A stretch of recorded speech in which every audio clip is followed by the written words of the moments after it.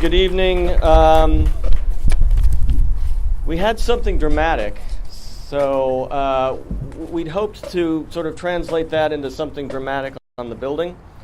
We talked about some sort of drapery that we could pull down, but that involved dangling something or someone from the roof, and that didn't seem prudent.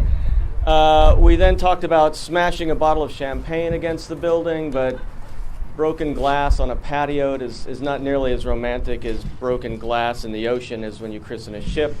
And besides, it gets messy, so we trashed that idea. And then we considered asking everyone to simply face the other way and then turn around in unison to a great ooh-ah moment, but of course you've all seen the sign.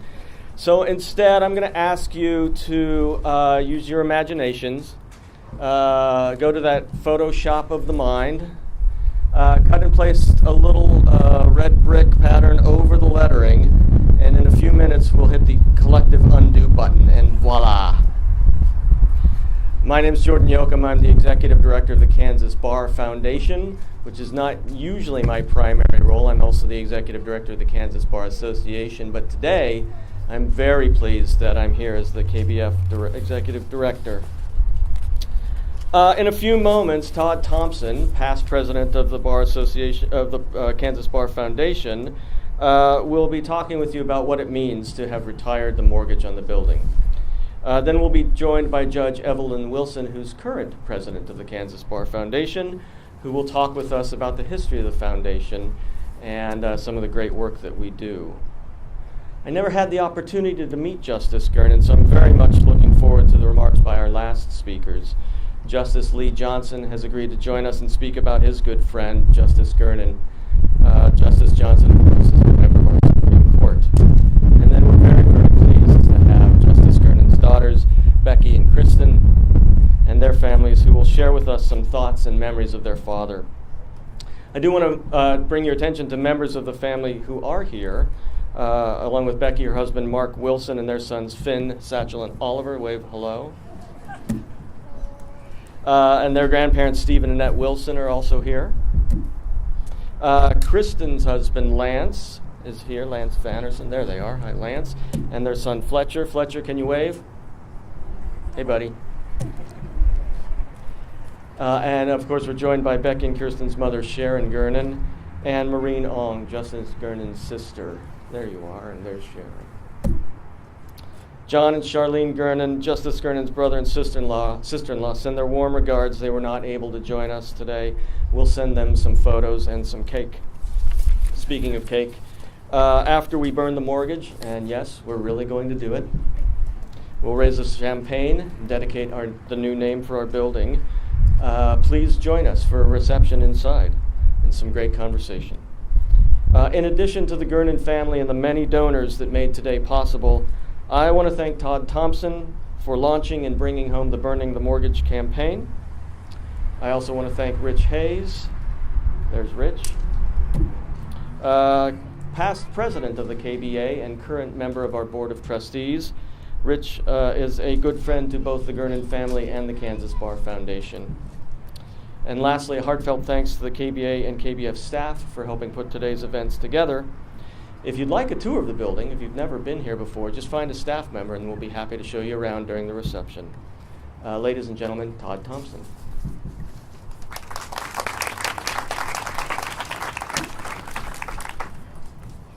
I was in charge of the weather,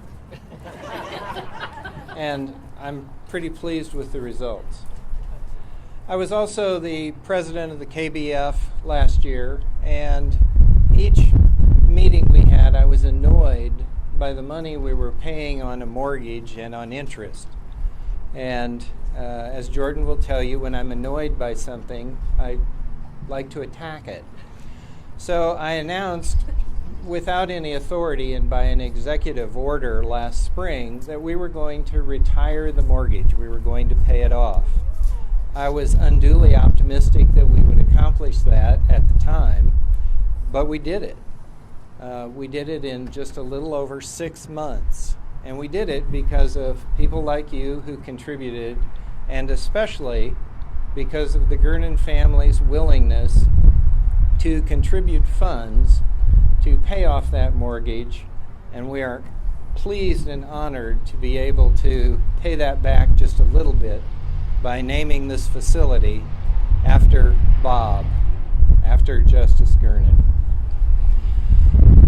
When I announced the project of burning the mortgage, I used my wife as the explanation. She frequently gives me punch lists. Says you need to get these things done, and you'll feel better when it's done, and it won't take you that long. And she was right.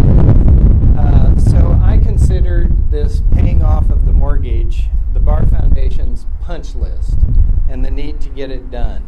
And we did it. We did it this year. In 2005, the addition to this building was built, and that's when the mortgage debt was incurred. And so we've had about a dozen years of enjoying the building, but also paying the mortgage. For the next dozen years, we're still going to enjoy the building, but we're not going to be making mortgage payments. And what that means is we'll be spending the foundation's money on the things we like to spend money on scholarships, on legal assistance for those in need. That's what we'll be spending our money on, not on bank interest. And so I'm very pleased that we are going to burn the mortgage here yet today. And that I'm more pleased, though, that we will be spending the money in the future years on the things we want to spend the money on. Again, thanks to all the donors. There's going to be a list inside, and it'll also be playing on the screens inside. And to each of you who made a contribution to the Burn the Mortgage campaign, thank you very much.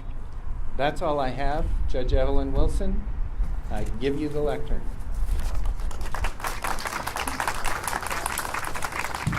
Thank you, Todd. As president of the Kansas Bar Foundation, I'm proud to represent the many people, especially our fellows, who understand the importance of giving back and paying forward for all the blessings we have ourselves received. The mission of the Kansas Bar Foundation is to serve the citizens of Kansas and the legal profession through funding charitable and educational projects that foster the welfare, honor, and integrity of the legal system by improving its accessibility, equality, and uniformity, by enhancing public opinion of the role of lawyers in our society. The Kansas Bar Foundation supports programs that provide access to the legal system for low-income Kansans, advocacy for children in need of care, and victims of domestic violence. Funding also provides scholarships, educational materials, and teacher training for public and private schools about the important role of law and lawyers in our society. The Bar Foundation oversees the state's investment on Lawyer Trust Account, or IOLTA, program.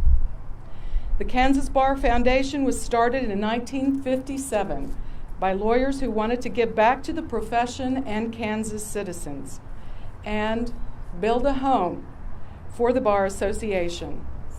That home was realized in 1980 with the construction of the old wing, but by 2005, we had outgrown that space, and so additional funds were raised, though not quite enough, to build that new wing. And all those efforts, sustained by many fellows of the Bar Foundation, have been hampered by that mortgage until today. Thank you, Justice Gernon, for exercising your influence on the Almighty for this wonderful day, and I have no doubt but that he could do that, and probably did on our behalf. I did meet Justice Gernon, and he was a wonderful man. And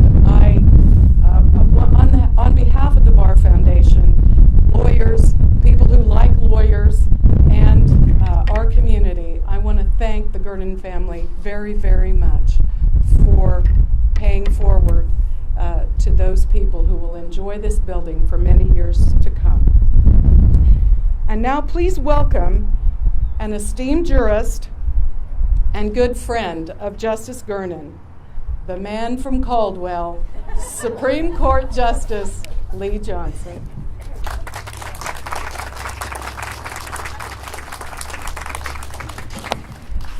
The last time we did this, I asked Judge Wilson to introduce me as the kid from Caldwell, and she got in trouble with the Kansas Women's Association fellow members, so you cleaned that up a little bit, I see. I'm certainly honored to be a part of this ceremony today. I noticed in the program that my part is labeled honoring a good friend. I acknowledge that many of you knew Bob for a great deal longer period of time than I did. I see Rich Hayes, who introduced him twice, I think, for the Court of Appeals back in 1988. And his good St. Patrick's Day buddy, Pat Brazel, Justice Carol Byer, and many more of you. I know you had a longer relationship with him because I first met Bob when I came on the Court of Appeals in 2001. But I have to say that a short duration of friendship belies the huge impact he had on me, both personally and professionally. I like to believe that we became kindred spirits. My first contact with Bob was just a few days after the announcement of my appointment to the Court of Appeals. I received an envelope that on the outside indicated it was from a Judge Robert Gernon of the Kansas Court of Appeals. I opened it expecting to have a letter congratulating me on my appointment and the obligatory looking forward to working with you, blah, blah, blah. But instead, I discovered a menu from Terry's Bar and Grill and a note signed by Bob saying, "Lee, this is all you need to make the transition to Topeka." I thought to myself, I like this guy already. I was to learn later that he had already called the chief judge of the judicial district where I was practicing, Larry Solomon, to ask him, who in the heck is Lee Johnson? Where the heck is Caldwell, Kansas? And am I going to like him? So he had already done his groundwork, and so I guess he decided I deserved to have the menu, which I was glad. And when I got to Topeka, I discovered that Bob was going through a period when he was enamored with a song that had the deeply meaningful lyrics, who let the dogs out? And for some reason, he decided to dub me Big Dog. And so whenever he could see that I needed some cheering up, he would say, who let the big dog out? So, and that's important only because I was to learn he had this innate ability to recognize when a person needed cheering up, when they needed to vent, or they just needed a friend, and he was always there. You didn't have to ask. Bob was there when he needed you. I don't know how he knew, but he always seemed to know. I sought his advice often, and I don't think my wife Donna and I would have survived the transition from the country to the city without Bob's wise counsel, and which sometimes was delivered over an adult beverage. And he would do things like drive over 400 miles round trip to attend my father's funeral. But of course, afterwards, half the town of Caldwell would talk about their new friend Bob. He just never knew a stranger. If you wanted to go to lunch with him, you needed to allocate plenty of time because you would be sitting at your table while he was over in the corner talking to people at another table, whether he knew them or not. often he would say they came from Brown County, and I for a while I thought that the biggest industry in Brown County was exporting its citizens throughout the Midwest. But then I learned that it really didn't matter where they were from. If they smiled at him, he was there talking to them. And but we're here to dedicate the building that houses the KBA and the Kansas Bar Foundation. So more to the point, Bob's area of influence extended well beyond just his friends, being a good friend. He had an impact on the entire court system. On my first trip to Terry's with Bob and my colleagues, Bob looked across the table and he says, "Big dog, give me a check for $100. Well, later I was to learn you just don't even question Bob. If he tells you give $100, you give. But at that time I was new enough that I go, "What for?" He said, "Well, for the District Judges Association." I go, "Why do I want to give $100 to the district judges?" And he said, "Well, they're going to lobby for salary increases for court clerks and non-judicial personnel, and we appellate judges need to kick in and help them out, and because it's just criminal what we pay these poor, hard-working people." And I was to learn that wasn't an isolated incident. He was always thinking of others, and he was thinking of others right up to the end. My last conversation with Bob in his living room a couple of weeks before he died, all he wanted to talk about was how are we going to get health insurance provided for the judges that want to take senior status. He had been working diligently to get that done. I think he felt like he was pushing a rope to do so, and he was working so hard, knowing full well that it would never affect him, but it's something that needed to be done for the system and for those people, and it eventually got done. Principally because Bob cared about others. And I think he also believed, I know he also believed in giving back to the legal profession generally, especially actively participating in continuing legal education programs. He just believed that not only should judges get involved, but they had a duty to give back. And the way he made that point with me personally was a stereotypical Bob Gernon. He asked what I was doing on a certain date, and when I said nothing special, he says, "Good, you're going with Jerry Elliott and me to Fredonia." And I was still in my questioning phase, so I go, "What for?" He said, "Well, there's a bar luncheon, there's a golf tournament, and yeah." And I said, "Okay, that sounds like fun." He says, "Okay, you'll pick up Elliot and I in Lawrence and at such and such a time. And by the way, you need to be prepared to give a 50-minute CLE program when we get there. And hey, you know, it'd be real nice if you'd do something so those poor folks could get some ethics credits, because they don't have the opportunities that we do." Well, he walked away with me standing there with my mouth open, but I did it. I picked him up. We took our road trip. We did the program. Fond memories, good times, and that wasn't the last CLE road trip we took. So, and I'm sure that I know that he influenced other judges to be active in CLE programs, but I think he was a little more tactful with them, but he was also very effective. And Bob's empathy for others also influenced his jurisprudence. In May of 2001, way back before the shift in public sentiment about LGBT rights, Bob authored an opinion dealing with the right of a transgender person to marry. He was in other words, he was way ahead of his time. And I have an anecdote involving that opinion and Bobby Lewis, who was originally from Atwood, America, that happened in Joe Perrin's chambers. But I've learned that once you start telling Bob Gernon stories, you've got to quit. You never get to the end of them.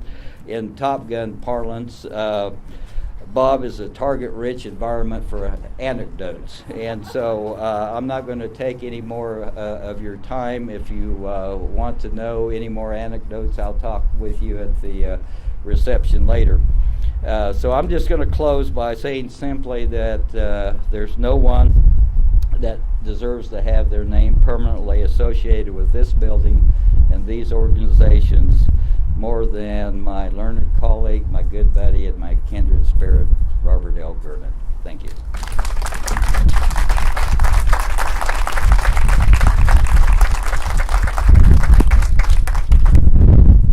And now Becky and Kristen would like to say a few words. Yep.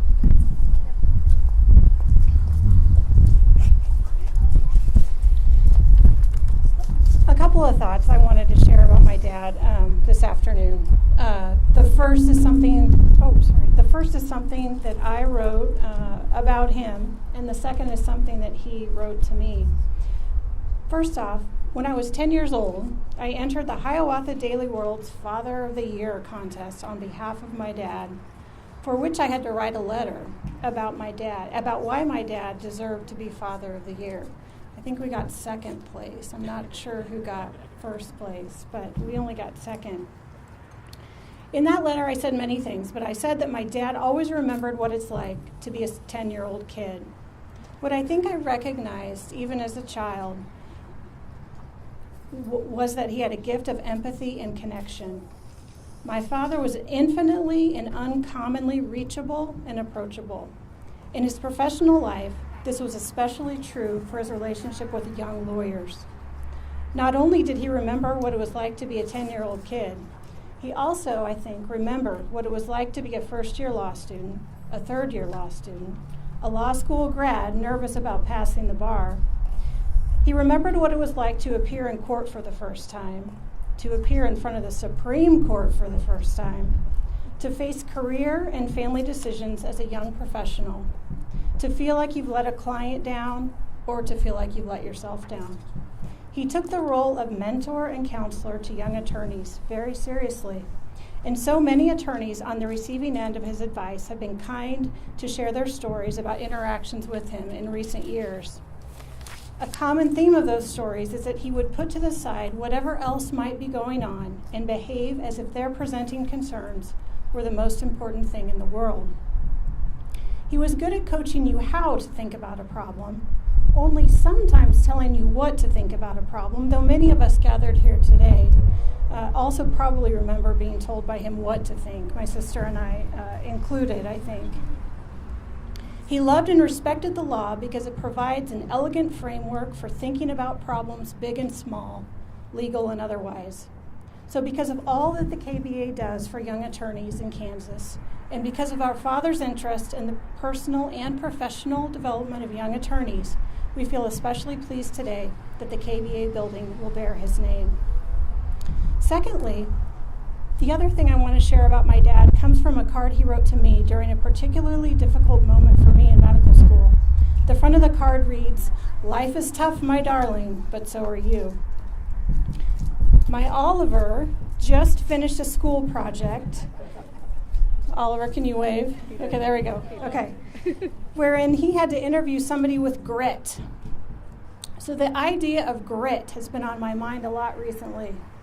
To Finnegan, Satchel, Oliver, and Fletcher, there's something we want you to know about your grandfather. He had grit.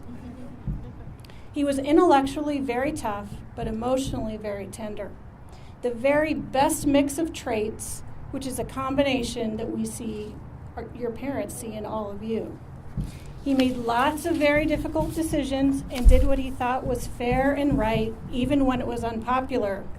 He loved stories about people needing to make difficult decisions at critical moments. He especially enjoyed it when the decision maker maintained a sense of humor, and I suspect that's part of what he liked about being a lawyer and a judge. He taught us that we're faced with difficult moments and difficult decisions on a daily basis, moments where we have a chance to make things better, like that moment in Dr. Seuss's The Lorax. Unless someone like you cares a whole awful lot, things are not going to get better. They're just not. Guys, your grandfather cared a whole awful lot.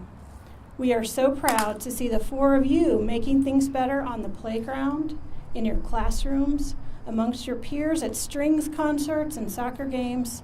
He would be so very proud of you and how you engage with the universe. Happy Thanksgiving, and thank you to all assembled. My sister and I, together with our families, are so privileged to be here with all of you today.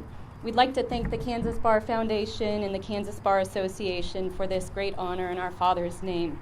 We'd like to thank Justice Johnson and Judge Wilson, Mr. Thompson and Mr. Yoakum for including us today and for your kind words about our dad. We'd also like to thank Rich Hayes, who's facilitated our contacts with the Kansas Bar Foundation and has been a driving force behind this and also a lifelong friend to our family. Being raised as a Gernon in the Gernon family meant we always were surrounded by attorneys and the law from a very early age, both within our family and beyond. The legal community in the state of Kansas feels a great deal like a big extended family for that reason. During this Thanksgiving season, I'm reminded of the many gifts our dad shared with us.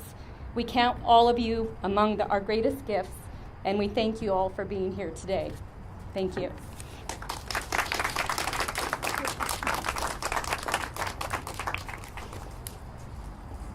Thank you, Becky. Thank you, Kristen. I now invite Todd Thompson, Judge Wilson, and the Gernon daughters, if you'd care to join us. The whole Gernon family would be fun if y'all want to come up. We're actually going to burn the mortgage. Although my recently appointed attorney, Mr. Wilson, has informed me we should not burn the original document. Thanks for that. It's an exact copy. And then we'll raise a glass, I think, in honor to Bob, Justice Gernon, and thank him for all he's done for us as a token to him.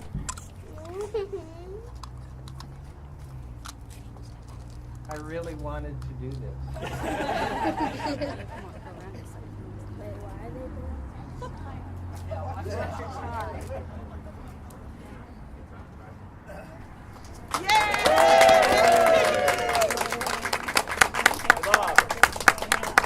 Bob. Now I hope you'll please join us inside for a reception, some great conversation. Meet the Gernon family if you haven't already, and feel free to tour the facility.